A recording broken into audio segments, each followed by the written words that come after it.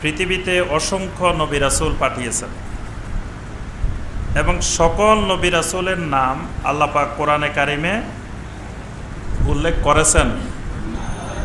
করেন নাই। অল্প কয়েকজন নবীর নাম আল্লাহ পাক কোরআনে কারিমে উল্লেখ করেছেন।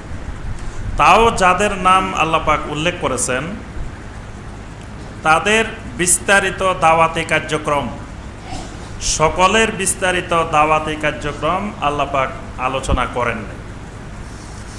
কয়েকজন নবীর তাদের দাওয়াতি জীবনের অভিজ্ঞতা আল্লাহ পাক কোরআনে কারিমে বর্ণনা করেছেন। যেমন নূহ আলাইহিস সালাম, আল্লাহ পাকের একজন বিশিষ্ট নবী নূহ আলাইহিস সালাম, তার দাওয়াতি জীবনের 950 বছরের দাওয়াতি জীবনের কার্যক্রম আল্লাহ পাক কোরআনে কারিমে বিস্তারিত আলোচনা করেছেন। এরপরে ইব্রাহিম আলাইহিস সালামের দাওয়াতি জীবনের কার্যক্রম, তারপরে মুসা আলাইহিস সালামের দাওয়াতি জীবনের কার্যক্রম, সালেহ আলাইহিস সালামের দাওয়াতি জীবনের কার্যক্রম, হুদ আলাইহিস সালামের দাওয়াতি জীবনের কার্যক্রম, শুআইব আলাইহিস সালামের দাওয়াতি জীবনের কার্যক্রম, তারপরে জাকারিয়া আলাইহিস সালাম, ইয়াহিয়া আলাইহিস সালাম, তারপরে ঈসা আলাইহিস সালাম, দাউদ আলাইহিস সালাম, সুলাইমান আলাইহিস সালাম, এরকম কয়েকজন বিশিষ্ট নবীর দাওয়াতি জীবনের বর্ণনা আল্লাহ পাক দিয়েছেন। বাকি সবাইগুলো কিন্তু দেন নাই। নবীদেরকে আল্লাহ সুবহানাহু ওয়া তাআলা নবুয়তের যে দায়িত্ব দিয়েছেন, এই দায়িত্বটা মানুষের কাছে পৌঁছানোর মাধ্যম দিয়েছেন কি? দাওয়াত। মানে আম্বিয়া আলাইহিমুস সালাম যেই দায়িত্ব নিয়ে এসেছেন, আম্বিয়া আলাইহিমুস সালাম যে নবুয়ত, তাদের দায়িত্বটার নাম হলো নবুয়ত। নবুয়ত নিয়ে আসার কারণে তারা নবী। নবুয়ত যার কাছে আছে তিনি নবী। তা আল্লাহ সুবহানাহু ওয়া তাআলা তাদেরকে যে দায়িত্বটা দিয়েছেন সেটার নাম হলো নবুয়ত। এই নবুয়তের দায়িত্বটা মানুষের কাছে পৌঁছাবেন। নবীদের কাজ হলো এটা মানুষের কাছে পৌঁছানো। এই পৌঁছানোর মাধ্যমটা কি হবে? মাধ্যমটা হবে দাওয়াত, শান্তিপূর্ণ এক মাধ্যম। দাওয়াতের মাধ্যমে দুনিয়ার মানুষদেরকে তাওহীদের দিকে ডাকবেন, শিরক মুক্ত হওয়ার জন্য ডাকবেন। এটার নাম দাওয়া। আল্লাহ পাক নবীদেরকে লক্ষ্য করে বলছেন, যেমন আমাদের রাসূলকে লক্ষ্য করে বলছেন, ইয়া আইয়ুহান নাবিয়্যু ইন্না আরসালনাকা শাহিদান ওয়া মুবাশশিরান ওয়া নাযীরা ওয়া দা'iয়ান ইলাল্লাহি বিইজনিহি ওয়া সিরাজাম মুনীরা। আল্লাহ পাক বলেন, ইয়া আইয়ুহান নবী, হে আমার নবী, ইন্না আরসালনাকা, আমি আপনাকে পৃথিবীতে প্রেরণ করেছি, শাহিদান, এক নম্বরে আপনার দায়িত্ব হলো আপনি একজন সাক্ষ্যদাতা, সত্যের সাক্ষ্যদাতা, ওয়া মুবাশশিরান, আপনি দুনিয়ার মানুষদেরকে সুসংবাদদাতা, ওয়া নাযীরা, আপনি মানুষদেরকে ভীতি প্রদর্শনকারী, ওয়া দাইয়ান ইলাল্লাহি বিইজনিহি, আর আপনি হবেন আল্লাহ সুবহানাহু ওয়া তাআলার অনুমতিক্রমে একজন দাঈ ইলাল্লাহ। আপনার আরেকটি পরিচয় হলো আপনি হবেন দাঈ ইলাল্লাহ।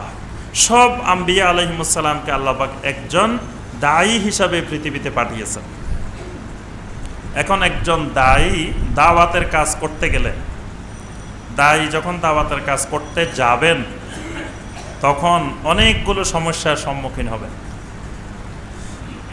এই কোরআনে কারিম আল্লাহ পাক নাজিল করেছেন সকল আসমানি কিতাবের আগে না পরে? সর্বশেষ। এর আগে আল্লাহ সুবহানাহু ওয়া তাআলা অনেকগুলো আসমানি কিতাব নাজিল করেছেন, অনেক নবী রাসূল এসেছেন।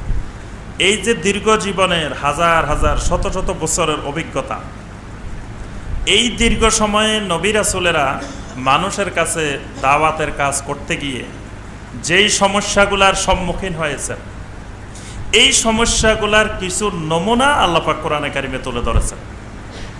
কারণ এই উম্মতে মুহাম্মদী সাল্লাল্লাহু আলাইহি সাল্লাম তারা যখন মানুষদেরকে আল্লাহর দিকে দাওয়াত দিবে, দাওয়াত ইলাল্লাহর কাজ করতে যাবে, তখন ওই পূর্বেকার নবী রাসূলেরা যে সমস্যার সম্মুখীন হয়েছেন ঠিক একই সমস্যাগুলোর সম্মুখীন হবেন।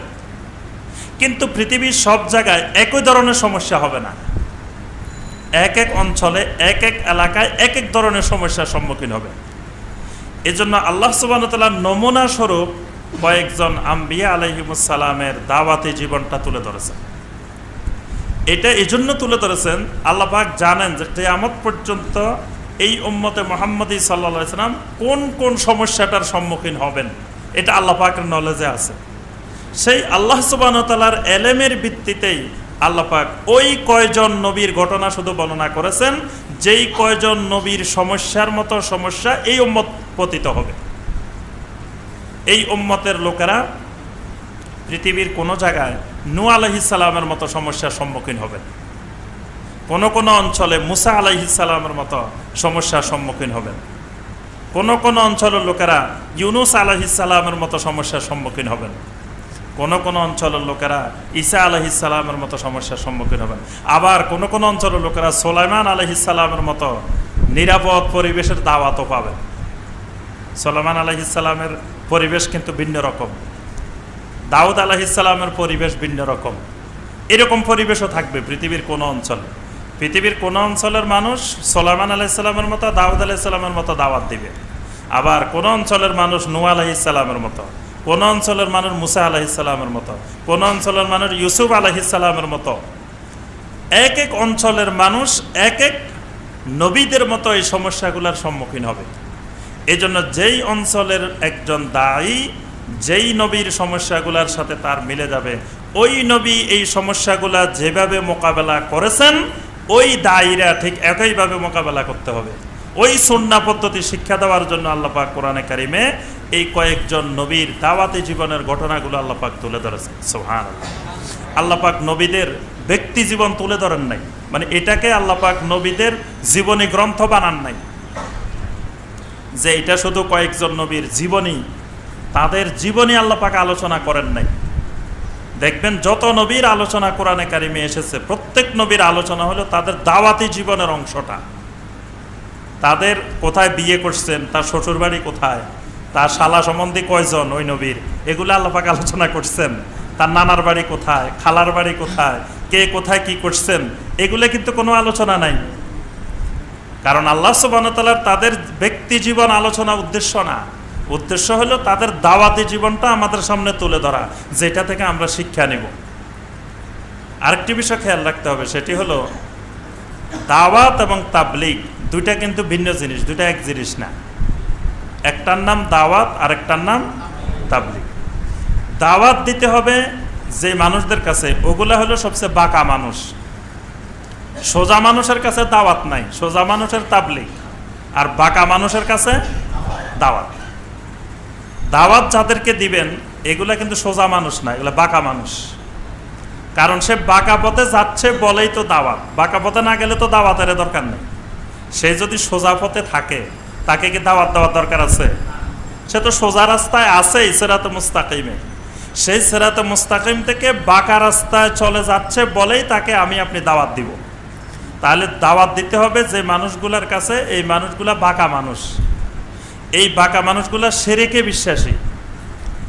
আপনি দাওয়াত দিবেন কাদের কাছে? যারা শিরকে বিশ্বাসী, যারা তাওহীদ পরিপন্থী কাজ করতেছে। দাওয়াতের বিষয়বস্তু হলো তাওহীদ। তাহলে আপনি যেই বাঁকা মানুষগুলাকে, শিরক করা মানুষগুলাকে দাওয়াত দিবেন, এই শিরককারী মানুষগুলাকে দাওয়াত দিতে গেলে যেই যে সমস্যার সম্মুখীন হবেন সেগুলো আল্লাহ পাক বর্ণনা করেছেন। বিশেষ করে মাক্কি সূরা, মাক্কি সূরাগুলা দাওয়াতের জন্য উপযোগী, আর মাদানী সূরাগুলা তাবলীগের জন্য উপযোগী। বুঝতে পারছেন? তাবলীগ করবেন কাদের কাছে?